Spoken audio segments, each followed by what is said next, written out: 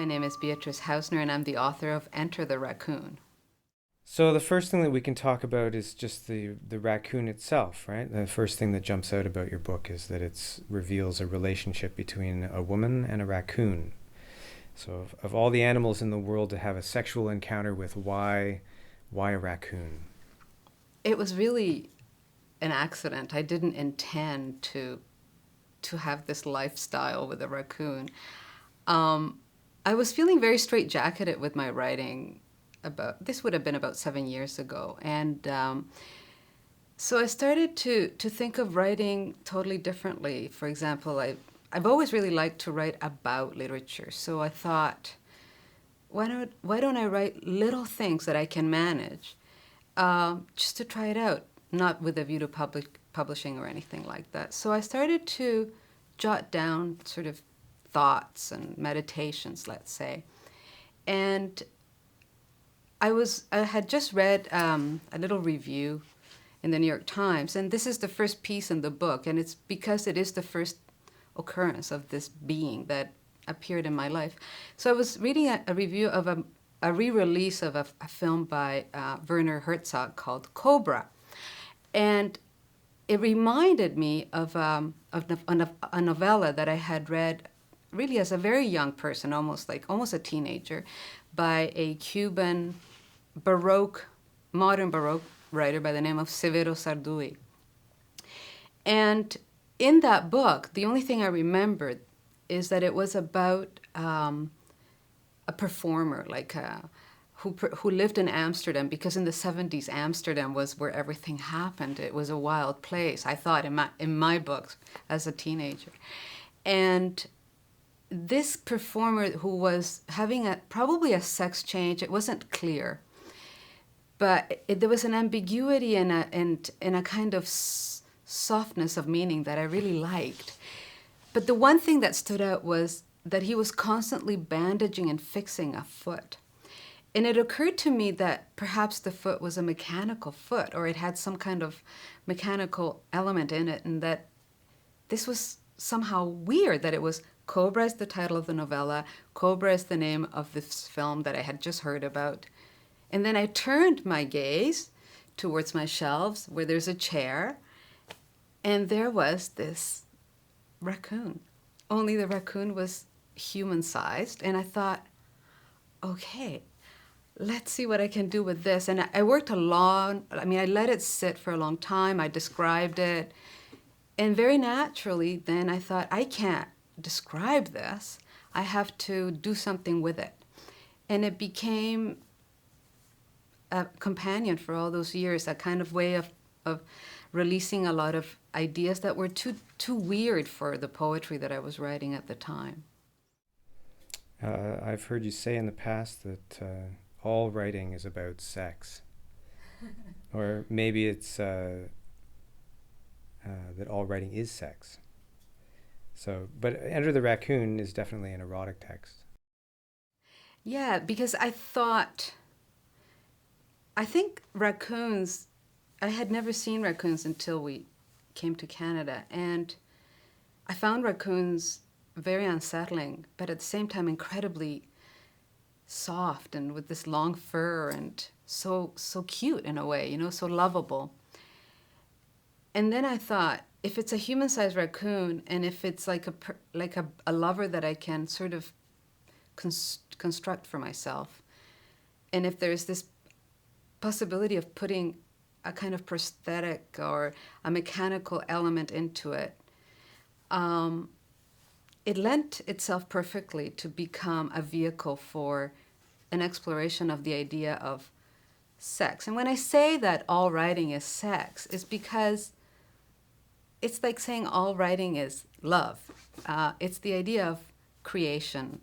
I mean, sex is creation. It's the absolute creation, because it's procreation. Ultimately, that's what its biological function is. But also, it was the idea of exploring desire in a way that was much more overt.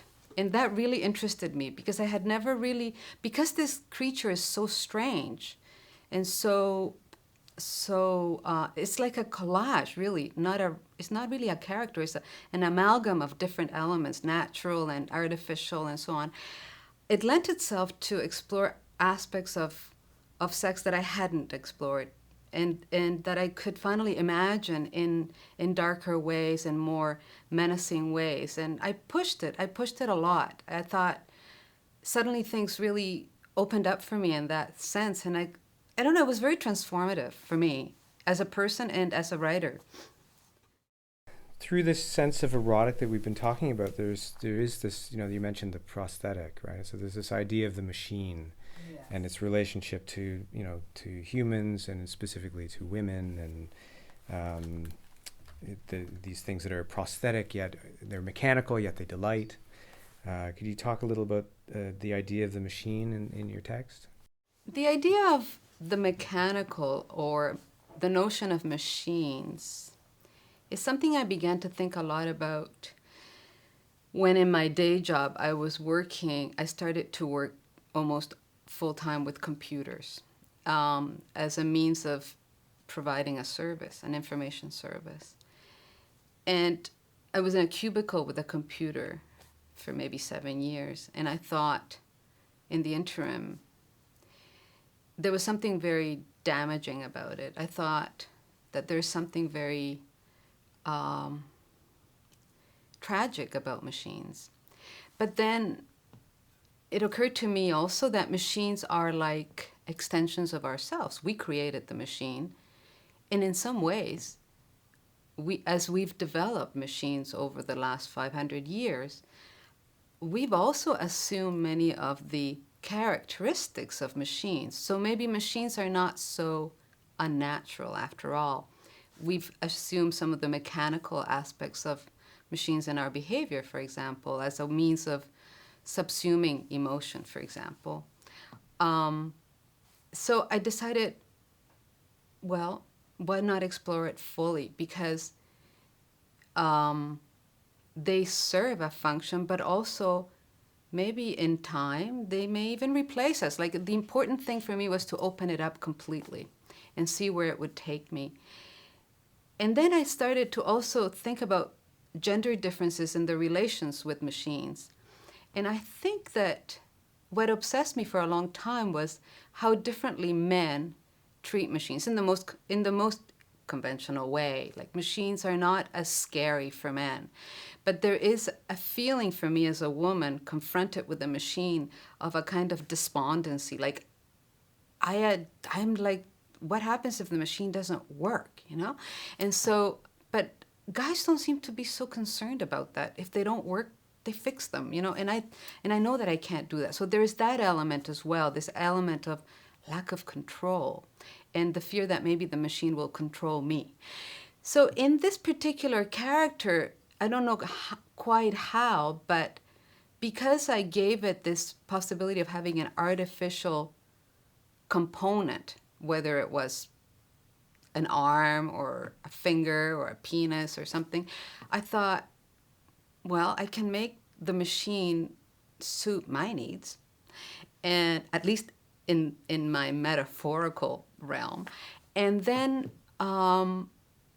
suddenly this being became could be a gigantic sex toy, and so yes, there's a lot of fun in that too. I mean, children's toys are machines, and they have fun with them. So I thought, well, why not? At least in my head, I could do it. So suddenly, the fact of machines wasn't so dark and so ominous and so pessimistic as it is in science fiction and speculative literature, and it became more of a here and now that could be transforming in a way. The only other thing that we'd ask you to do is read from the book a little. As you know, and people who I know they're not like legions of people, but people who know me a bit know that I'm really interested in clothes and in what they mean and what they can become, and so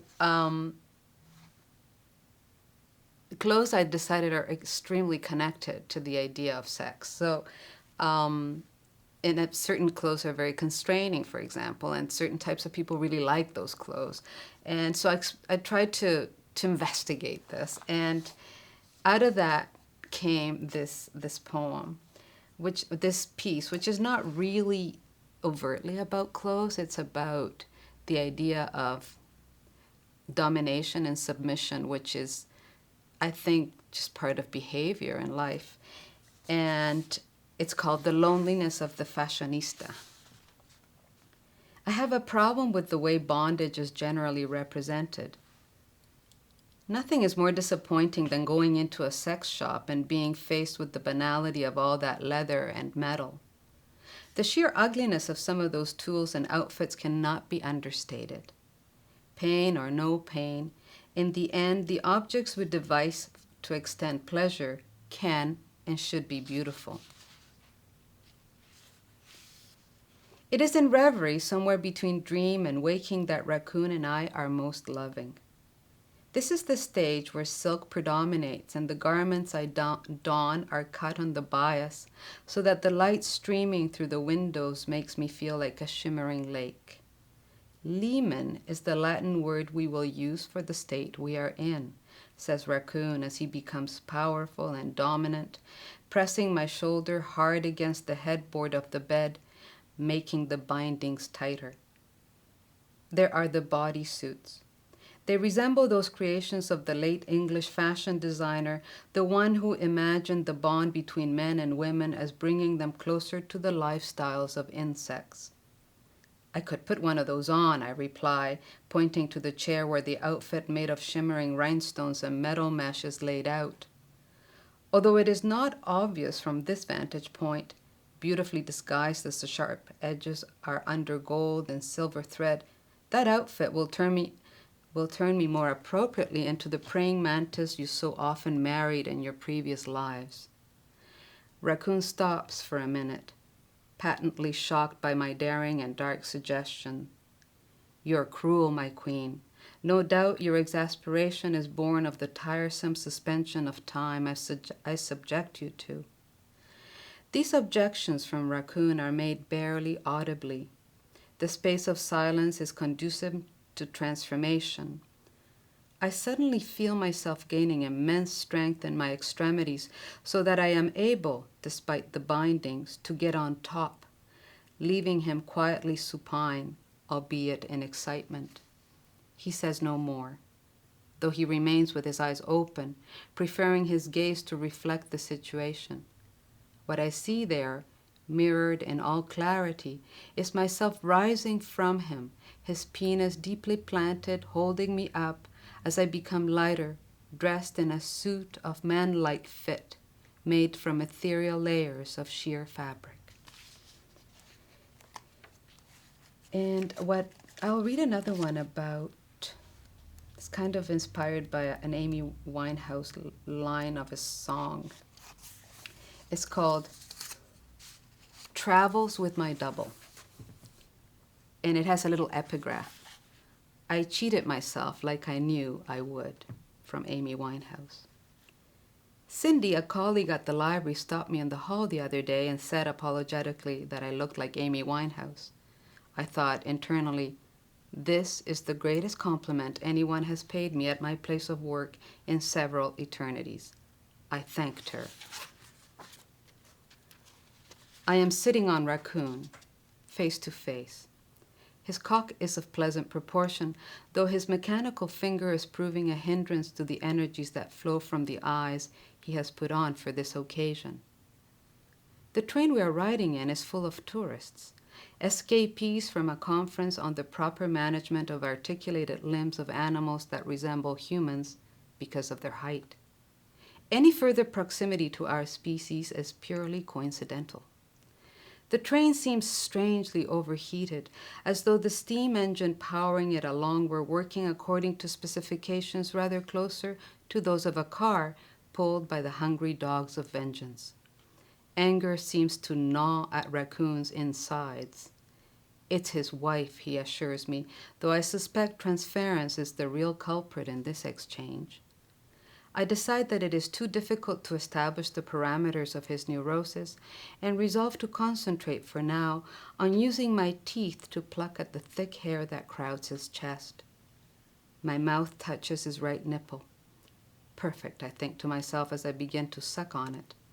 In an instant, I find myself lifted up by the raccoon's dexterous use of both natural and artificial hands, surprised at the strength that emanates from them as they dig deep into my armpits.